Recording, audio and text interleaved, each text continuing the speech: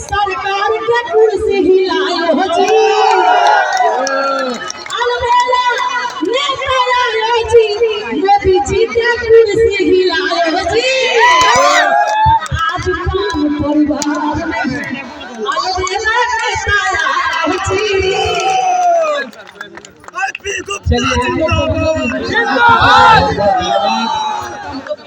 सभी वालों को बहुत बहुत शुक्रिया। मैं थोड़ा सा और पीछे हो जा भाई, वरना हमको कूद जाने की आदत है, बोलते बोलते कूद जरूर भाई बाप, इसलिए आगे चल। पैर नहीं थके है ना, जो डर गया सो हम ताती तत्वा है, करनी ठोकने वाले ईटा उठाने वाले कहाँ थकेंगे, थक जाएंगे। ठंडी गर्मी हमें थका देगा।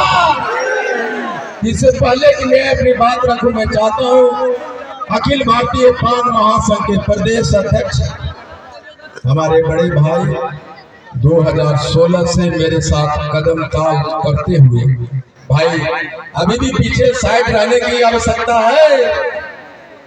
ए भाईवा, जो साइड में रहेगा साइड में रह जाओगे, और सबसे बड़ा बात मेरे बेटे को साइड में रह जाएगा। तो कौन कौन अपना बेटा को साइड में और पीछे रखना चाहता, हाथ उठाओ। तुमने रखना चाह रहे, साइड में तो साइड में रहेगा रे भाई। चलिए तो हमारे साथ नीतीश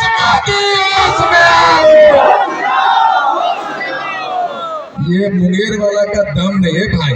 ए, थोड़ा सा पीछे भाई बात, एक बार कूद जाएंगे। मोबाइल देख के मेरे मन में कुछ कुछ होता है, कूद चलो। हमारे साथ अखिल भारतीय पान महासंघ के प्रदेश अध्यक्ष मेरे बड़े भाई श्री राम सकल जी से मैं अनुरोध करूंगा। ये 2016 से पहले आरक्षण की लड़ाई लड़ रहे हैं राम सकल भाई।